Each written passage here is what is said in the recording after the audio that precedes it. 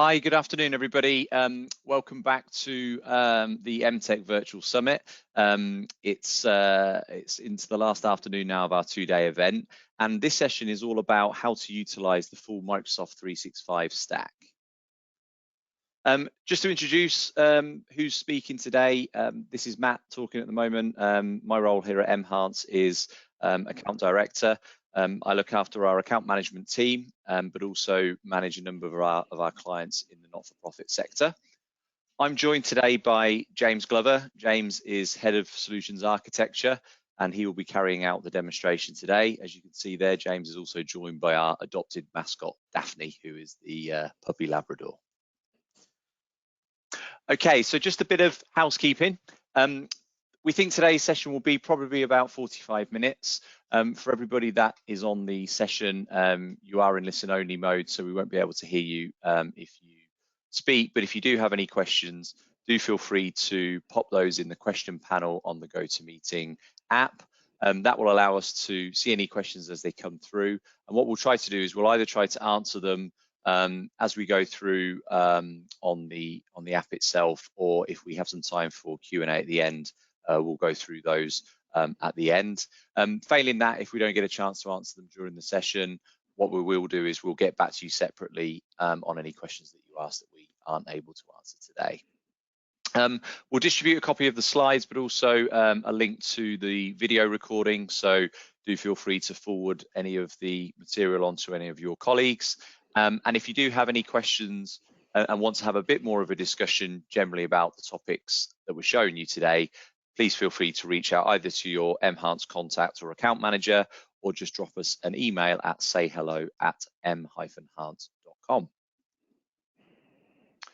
Okay, so what we're going to cover today, just a simple agenda really. I'm just going to talk a little bit about the Microsoft platform and what's available, just a quick graphic in terms of the sorts of things that we're going to be highlighting on this session today.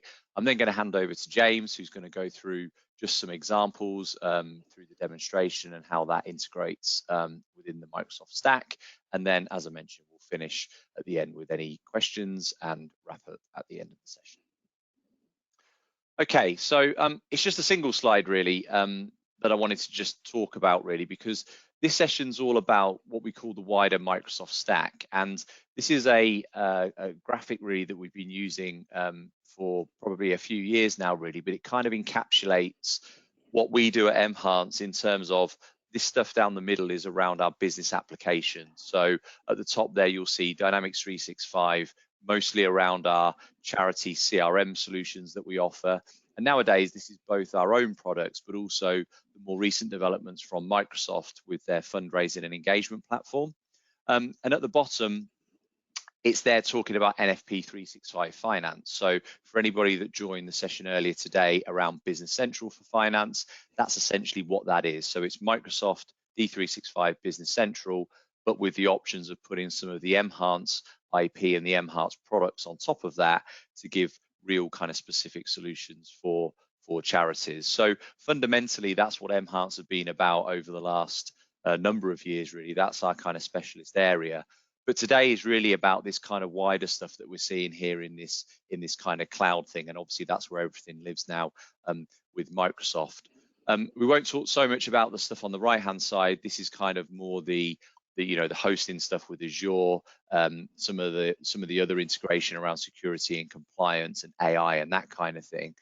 But hopefully on the left-hand side there, you'll see that through the Office 365 suite, these are, I'm sure, products that everybody are using kind of day in, day out, really. So the aim of today's session is really to kind of highlight how using a Microsoft solution, whether that be CRM or finance, you've got that out of the box native integration with the rest of the 365 suite. So that's what we're going to hopefully get across in this session today.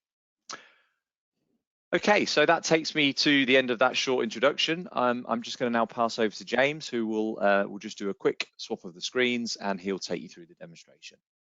Thanks, Matt. So yeah, I'm just going to quickly share my screen and kind of just walk through some stuff. And today's session is very much going to be around kind of a bit of education, a bit of kind of showing you how it works, but it's more just looking at the additional features outside of that of the main Dynamics 365 and Power Apps, because that's where the real benefits start to come in. It's predominantly around the wider ecosystem. So today is kind of pretty much discussing that wider ecosystem and how you can leverage it inside of either Power Apps or Dynamics 365. So we can ignore pretty much CRM in the middle. We'll be doing a lot more on that at the session at 3:30 with Tori and myself, but this one is just around utilizing some of the other elements of Office 365. So we're going to start with just some Excel integration, because it's always good to discuss kind of bits of Excel and how it could potentially work, what it could do for you in terms of interactions with a CRM system. I'm going to do that by, I'm just going to go into my particular system. I'm going to go to where my income kind of goes in, because I want to kind of talk to you around using Excel more for a means of data entry, just to kind of as an example of how we might want to do something. So for example, here I've got a series of views in CRM, but I've actually created a view of an import template. And the reason I've done that is I actually wanted just loads and loads of columns there. And it might seem a bit odd doing something like that and just creating a really wide view, but the reason I've done that is, sorry, I've got a strange zoom on my PC. Let me give me just 1 second so I can, the go-to webinar is just in the wrong place, so I can't get to the button I want to get to. Give me just a second. If I do open in Excel online, because I've picked a view with lots and lots of columns, I could now just copy paste my data straight into CRM with all my columns here. I could just come in and say, Mr. James Glover, and just fill in data and just use it like a high volume data entry system. So that's the really nice thing of having kind of Excel natively integrated. It can be a means of editing data in the system, or a means of just getting a bunch of columns, cleaning it up in Excel and just pasting it into a sheet. And literally I could paste in a couple of hundred donations, all with the right column headings, and just hit save. And then the Office 365 integration into Dynamics will just automatically create those records in the database. So don't look at it as a means of reporting or a nice to have. Think of it as an extension of the user environment in terms of how we add data in, how we supplement that data and add more information in. It might be a means of actually, let me just open some one that's actually got some data in. Oh, no, this one here. It might just be a case that I want a view where I just edit lots of data. So again, just doing this and allowing me to open a view with lots of information, just because we've got contextual awareness here, I can just update data. I could change values. Anything we can do in Excel, I can even change IDs, give it new names. All of that is available as part of just your standard Excel routine. So we don't have to implement a brand new database and lose all the ability you had in Excel over the years. By able to do these sort of tools here means we've got far more control, far more flexibility, and power users aren't limited to having to do stuff straight in CRM. They could use those tools they're used to today. And then just to extend that a little bit further, because we've got Excel natively everywhere in the environment, if I just open opportunities, just so I've got a bit more data. But the whole point of having Excel natively in here at this point is at any moment in time, I could just have an Excel template. And what this means is anybody with reasonable Excel skills can build a template with conditional formatting, with a bunch of charts or pivot charts. I'm going to open Excel online, but I could download it and just generate some nice reports within the system. So this is going to give me like a 6 pivot Excel chart with some conditional formatting of data and some highlighted columns. So you can far more rapidly kind of visualize your data set, and you don't have to do any wiring. You don't have to teach Excel where the data is. It's automatic. I'll say I want to create an Excel template, and it gives me that data set. It gives me everything ready to start consuming against. So again, it's just helping you kind of utilize other bits of Office 365 when we're in the context of Dynamics. But we've talked around Excel, but what I want next one to go into is just some of the varying ways we can use Teams now within a product like this. So I'm just going to open any particular funding opportunity in here. Just open a record. And what you'll notice now is as part of the Power Platform and Dynamics 365, on most records now, you'll see a collaborate button. And that allows us, if we wanted to create a dedicated Teams channel to discuss this opportunity. But if we're not doing anything as strong as that and we just want to chat with somebody about a record in CRM, I can come at the top here, hit my little chat window and just start a conversation. So let's give it time just to load up. So I don't have any chats in here at the moment. So what I'm going to do is I'm just going to create a brand new chat. Yeah. And I could say, actually, I want to talk to Dan. I want to talk to Derwin. And I could simply start a whole conversation about that particular record. It's going to pull me information, it's going to show me what's going on, and it's going to give me that ability of just having those conversations. I don't need to dip in and out, and then no matter where I am, whether I'm in the full Teams client or whether I'm in CRM, I've got that contextual information. I can see what's going on. I've got that ability of having interactions and chats within your normal Office 365 ecosystem as part of CRM. But we could also do that from the opposite end. I don't need to be in and go in as a CRM user to achieve some of that functionality. So for example, here, I'm just going to go into Teams and just go to a channel in Teams. Yeah. So I could be in here, I could be a channel in Teams. And if I just wanted to start a new conversation with somebody, I've just got Dynamics 365 here as an option in my chat. I've even got Viva Sales, which we'll get onto a little bit later. But I can do Dynamics 365. I could maybe show me my recent records. I might want to chat about a particular major donor. So let's have a conversation about Ethel.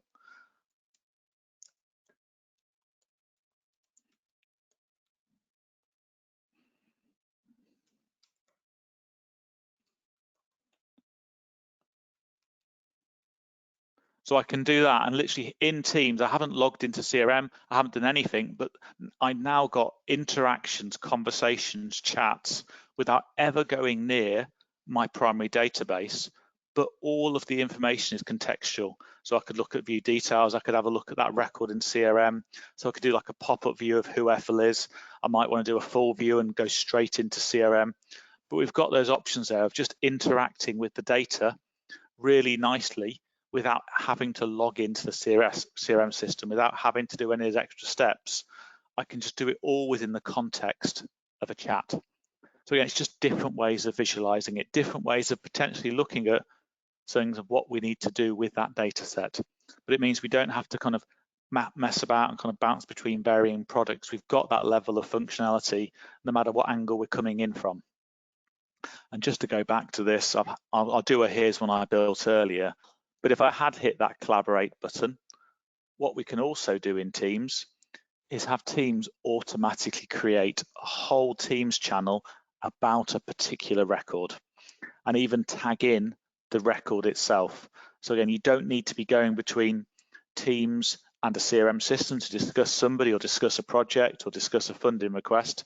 That primary funding request could actually be directly within Teams as you're having that conversation. But where the power really comes in using Teams channels is where it gets nice is if I'm creating documents, proposals, all those sort of interactions like Word, Excel, PowerPoint, having chats, creating proposals, doing bid documents to try and secure some funding. Anything I do in Teams will be displayed inside of CRM in the document grid of control. So you don't need to have that whole worry of I've done a document over here and I can't see it over there. So by having that functionality of Teams across product means, again, it's so tightly knitted in now that we're not dropping the ball. Everything we do in both ends, we have visibility of. And then just to take that to the next level, what we can also do now with Teams is, so I'm on here, I'm having a conversation, I'm looking at this particular funding request. But at any moment here, I could come in here, maybe create a new appointment. So just get rid of this so I've got a bit more room on the screen. And directly from my appointment in CRM now, I could just say it's a Teams meeting.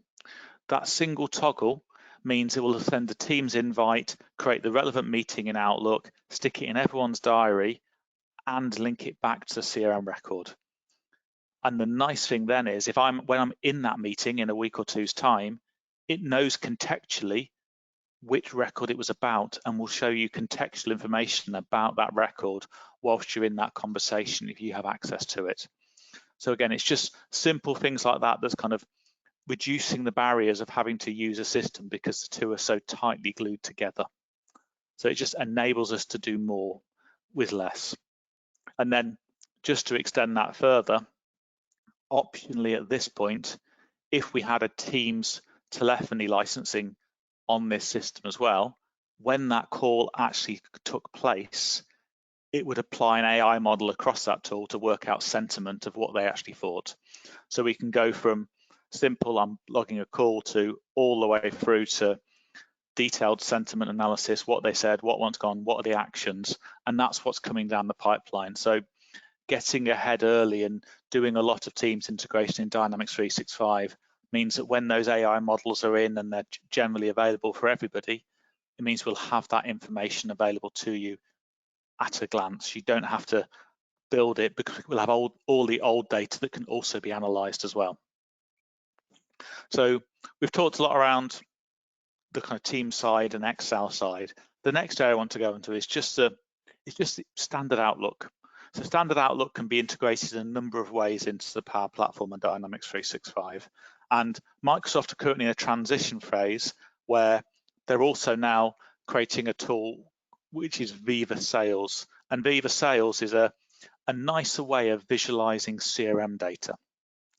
But what it effectively means is if I come in here now, is Viva Sales is contextually aware of everything that's going on in CRM, who the person is, what their job role is, even down to details of phone calls, meetings, appointments. So it's the best way to think about it, it's a real-time blend of everything you're doing in Outlook and everything you're doing in CRM, all displayed into a single kind of insight panel on the right-hand side.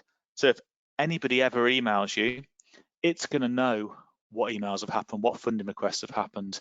It's going to know actually what the contact details are, what opportunities we've got open for them, what the account details are. So we've got access to all of that and even getting straight into CRM. So we have instant visibility now via the Viva client of what's going on. It's analyzing it, it's looking at it. So we've got that visibility across the board. So we don't need to leave the kind of comfortable safe space of Outlook. We can always do those levels of interactions. And that's the same just for all aspects of Outlook. So if I take this another way, if I just wanted to book a meeting, I don't have to go into a CRM system to achieve that. So I could come in here, do a new meeting, and at any point here, I could either do it via Viva Sales or I can do it via Dynamics 365. I can pick and link my meeting to the right record in CRM as I'm going through. So I could come in here and say, actually, I want a meeting with Ethel. Oh, I've got a few people called Ethel in here. There we go. So I could do that and directly link without ever touching the CRM database. So I'm in here, I'm creating appointments, and that's all going to be bi-directionally synchronized between the two products. So again, you don't need to go, I'm doing something with a donor, I'm doing something with a service user, I must log into a CRM system. Everything you can do in Outlook will automatically flow backwards and forwards between the two products. And I'm showing you in webmail today, but that's purely because it's like a sanitized, clean mailbox. So people can't, so I've just got some fake emails in there. That's the only reason I'm doing it in the kind of Outlook piece today. So those are kind of the core elements of like Teams, off Outlook and kind of Excel. But what we're going to do now is just go on to some of the other kind of edge case stuff around the edge that's now in here as standard to enable you to use more bits of the Microsoft ecosystem as we go through. So I'm just going to come back, just close this appointment for the time being, and kind of come back in here and kind of go to my opportunities view. And the next nice thing we've got here is because Power BI is part of exactly the same ecosystem now, everywhere we have a view in CRM, we also now have the ability of hitting a single button and Microsoft real time creating you a Power BI report of what is going on with that view. So I'm on open opportunities, for example. I'm just going to change my view to all opportunities, just so we've got a bit more data. Yeah. But if I click visualize this view, it's going to look at those columns I had present, look at the data, and then make a decision using an AI model of the type of report it thinks it wants me to look at. So let's just build the report up just for a second. James, probably a good part of now, just in terms of a question that's landed through about how is this kind of switched on, some of that Teams integration stuff. I'm guessing this is all configured and enabled at the sort of 365 kind of admin level. Yeah, so some of it does require Office 365 admin to tick the button, and some of it can be turned on just by a CRM administrator, but most of it is turned on either within the Power Platform Admin Center or in the Sales Hub or the Service Hub. So a lot of it's just sitting down, and it just explains a few different places we can turn it on, but everything I'm showing you it's included, it's all there for free, it just needs turning on effectively. So yeah, but there is a few different places we turn it on as we kind of go through. But as you see here, it's built me a Power BI report, it's analyzing win-loss. I might want to look at maybe include opportunity type as well and build a different report. So it's going to build me a series of reporting packs based on the data I have within the database. But where this gets really quite nice is at any point, I could click save and just keep a copy of that report for myself and save it back to the database, or even download it locally so I could then make it even prettier in Power BI Desktop and upload it as a shared report for everybody to use. But by doing it this way, you don't need to learn how the plumbing works, because this has done all the plumbing for you. It's wired it up, it's got the fields, it's got all those bits that are sometimes a stumbling block for somebody getting into Power BI to understand, because it's doing those aspects for you as we kind of go through. So it just means that more of an end user can kind of get in there and truly kind of start playing with elements of Power BI, elements of reporting.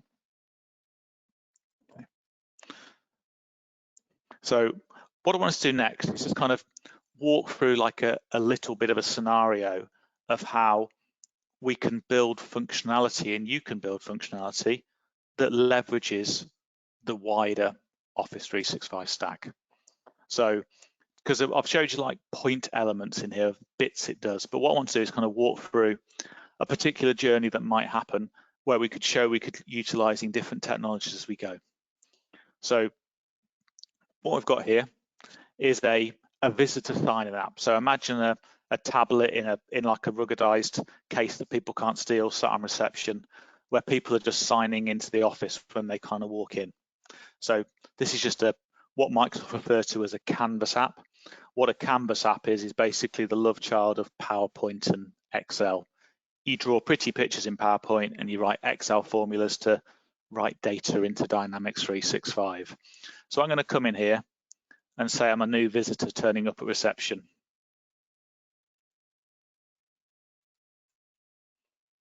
And I need to use my email because I'm going to get some text messages, I think. 1 second. I'm going to say I'm at the Kenilworth office, and I'm going to say I'm actually going to say I'm visiting myself purely so I get a notification. There we go.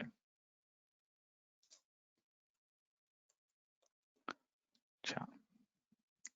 And I could even upload a picture. The reason it's giving me this little funny user interface is because I'm not actually on a tablet and I'm on a PC at the moment, so it's not seeing my camera. If I was on an iPad or an Android tablet, it would have popped up a nice little camera control to send it. Let's pick a picture of Dan, so saying Dan's just turned up at the office. There we go. So I've just signed in at reception. Yeah, it's an autonomous reception, nothing fancy there. But what's happening now, because we have the benefit of Power Automate in the middle, Power Automate is now going to be utilized to tell me I have a visitor in Teams. So I'm just going to come in here, hopefully in a second, go back up to chat. There we go.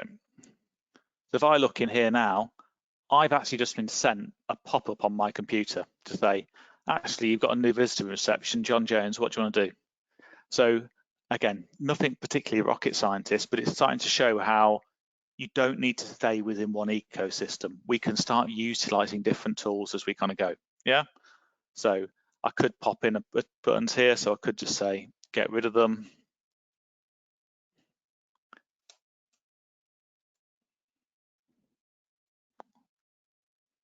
Okay, so I could do that, put some comments in, and what's going to happen now is if I then come into CRM again and look at this app of the visitor sign-ins, for example, I think it was John Jones, wasn't it? Was that right? I run out of fake people. Yeah, I have to do it at some point then. Or maybe it wasn't John Jones. That was it. And what you can see here is by me interacting with Teams, if I just go to here, see you've got the reasons coming in, but if I go to my admin tab now, you see that data from Teams is already back into CRM. So we can actually start doing things outside of the ecosystem. So if we ignore the context of a sign-in sheet, what I'm really showing you here is how we could even do approval processes, requests to approve this, to approve that, all within a Teams environment because of Dynamics 365 or because of Business Central or anything else. So by being able to leverage that Teams process for doing approval things, we can make it far, far quicker. There's nothing worse than sending somebody an email to say, can you approve this, without any context, for them then to click on a link, for them then to do something else, for them to fill in the box and then hit save. You've generated too many clicks, you've generated too many interactions that need to happen, where if I can speak to them in Teams and say, what do you want to do? Yes, no, maybe, and put some comments in, you haven't broken that user's workflow. You haven't disturbed them from what they were doing and made them open another 3 applications. Obviously, they could have clicked on a link and looked at that record if they wanted to, but it means by doing that, it just gives us another route in where we're not they're not being annoyed. They can get straight into what they need to do using the rest of the Office 365 ecosystem. So that's what we're trying to do. We're always trying to create the softest approach we can get to in terms of making it easy for people, rather than just making them jump through hoops, do extra actions. And sometimes the action inside of a CRM database is the wrong place for it to be, because you want to get them where their eyes are more constantly focused, whether that's Outlook, whether that's Teams, because you're not diverting them from their day job. So it's just showing you how by integrating Teams into Dynamics 365 and the Power Platform, how we suddenly get those benefits when we're utilizing elements like that. And then just to wrap this up, we'll do some kind of old school kind of word integration, just to kind of show you where we are nowadays in kind of modern word integration. So again, back to my kind of faithful opportunity table here. I'm just going to go to one of my open opportunity records. And now what we can do on anywhere in the system is we can do a couple of things. So for the last couple of years, we've always had kind of a word templates. And again, just the same as Excel templates. You download a master template, you build something pretty, and you re-upload it. There's no additional software, there's nothing else that needs to go on the device, but you can build nice, sensible templates. But when it gets a lot nicer is when we enable the export to PDF button, because it gives us an additional layer of functionality we can use when we're talking to people. So this is a bit offline. If I open this Word template, it just gives me a document on my PC. We've kind of lost that context at that moment in time of why we were doing it. But if we enable the export to PDF functionality, what we can do is effectively we get, if I had 6 or 7 different templates, I can have a preview of what each template will look like, what's going on. So I've got visibility there. So I haven't got to run it to see it's the wrong one, then run it again to see it's the wrong one. If I had multiple templates in here, I could pick it. But where it gets quite nice at this point is because we're part of the wider Office 365 stack at this point, I could just hit save to SharePoint, and it's going to get this object, stick it in a brand new document library, and associate it to that opportunity. So again, single click to achieve that. I haven't had to think about, I need to go to SharePoint, I need to make sure there's a folder there for this opportunity. It's done all of that work for me. It's done it in one hit. And even now, if I wanted to send a proposal for like a funding request or something like that, I can click email, and I haven't got to then worry about downloading the object, attaching it, because it's going to create me an email that's going to go through Outlook, but it's already going to be linked to the right person. It's already going to have the document attached. It's going to have everything in there, so I can send that email, write that email in a single go. So now if I just hit save and just refresh my timeline here, what we'll see is, so right in the timeline, I've got the fact I did this, here's the document, this is what I sent them. That email's going through Outlook, through my sent items to the end user, because we're not sending it from CRM, we're routing through my own personal Outlook mailbox, so I've got visibility in my sent. And then also, if I now go to files, if I want to, we'll be able to see I've now got a SharePoint library with that document in. And as far as the user is concerned, it's not a big scary SharePoint site. That's all hidden from them. As far as they're concerned, it's just a list of records against an opportunity, but it's held in a structured, governed way where we've got full control over it. We've got a security model there. We've got all the other aspects that come with SharePoint. So it means we can do a lot more going forward without having to kind of worry about the associated technology, because the associated technology just looks after itself. So that's what I've been wanted to kind of get across today, is the fact is Dynamics 365 is kind of the heart in the middle, but by having Excel, Word, Outlook, Teams, Power BI integration means we can do a lot more now without having to go to the extra length of kind of having lots and lots of moving parts, because the two all finally naturally work together. And then just to wrap this up, what I want to do is kind of go into slightly power user mode and talk around how we could leverage Power BI to create a nice reporting data set for end users. So if I come in here and open some Power BI reports up just as an example. So in here, I've got a series of Power BI reports. I've got various report impacts. I've got some kind of impact reports, which is all nice, but all of these reports were based on a data set. They're all based on a set of data, but sometimes the reports you see on screen aren't quite what you want. But the nice thing with Power BI and the wider stack is these data sets used to generate the reports can be visible in other applications inside of Office 365. So let me just put this into context. Let me just open Excel up just for a second. So I'm just going to open a blank worksheet, completely blank, nothing fancy here. But at this point here, because I've got some data, what I can do here is I can actually pick Power BI as a source of my data in Excel. Now bear with me, because this is a little bit kind of geeky, but the whole point behind this is once you've built some certified data sets like we do internally, so I've got two internally at the moment, one for reporting on cases and one for reporting on sales. By having these reporting packs available to us means that anybody can access the data in your whole estate and just know it's sanitized, know it's clean, know it's up to date. They can pick all the fields. You only give them the data that you want them to report on and play with. So in here, I've got my case data, my staff data, bank holidays. I've got various tables, so they can build whatever they wanted internally with all the reporting they need. But every time they open this copy of Excel, it's going to be the latest set of data that the company has agreed and curated as like the golden record. Because there's nothing worse than somebody going off on a Excel mission of just downloading a lot of data. It's all out of sequence. It's all from different days or months.